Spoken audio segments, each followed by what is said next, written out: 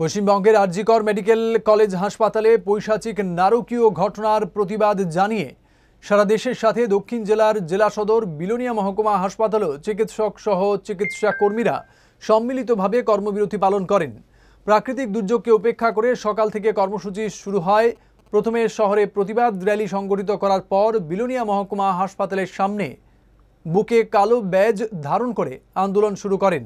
একটাই দাবি, এই ঘটনায় যুক্তদের অবিলম্বে গ্রেপ্তার করে মৃত্যুদণ্ড দিতে হবে। এই বিষয়ে প্রতিক্রিয়া তুলে ধরেন সিনিয়র ডাক্তার তাপস মজুমদার। যে সারা ভারতবর্ষে আইএমএর তরফ থেকে যে কর্মবিরতি ডাক দিয়েছে, কলকাতা আরজিকর হসপিটালে যে নৃশংস হত্যা হয়েছে, যে একজন ডাক্তারকে লেডি ডাক্তারকে এবং তাদের ভাষণ করে খুন করা হয়েছে, তার প্রতিবাদে আমরাও ত্রিপুরা আইএমএফের পক্ষ থেকে এবং স্বাস্থ্যকর্মীরা সবাই মিলিয়ে সমবেত হয়েছে।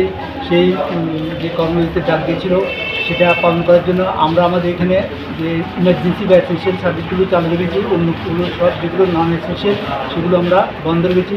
স্বর্ণকমল স্বর্ণবর্ষা 2 জুলাই থেকে 23 আগস্ট মেগা লাকি ড্রতে 2টি স্কুটি, লাকি ড্রতে 7টি স্বর্ণমুদ্রা, হীরের গয়নার মজুরিতে 75% ছাড় এবং সোনার গয়নার মজুরিতে 20% ছাড় থাকছে। প্রতি কেনাকাটায় নিশ্চিত উপহার। এছাড়া যে কোনো হলমার্ক যুক্ত গয়নার সমমূল্যের হলমার্ক যুক্ত নতুন গয়না কেনার সুবর্ণ সুযোগ। স্বর্ণকমল জুয়েলার্স, আজই আসুন আমাদের আগরতলা এবং উদয়পুরের শোরুমে। শর্তাবলী প্রযোজ্য।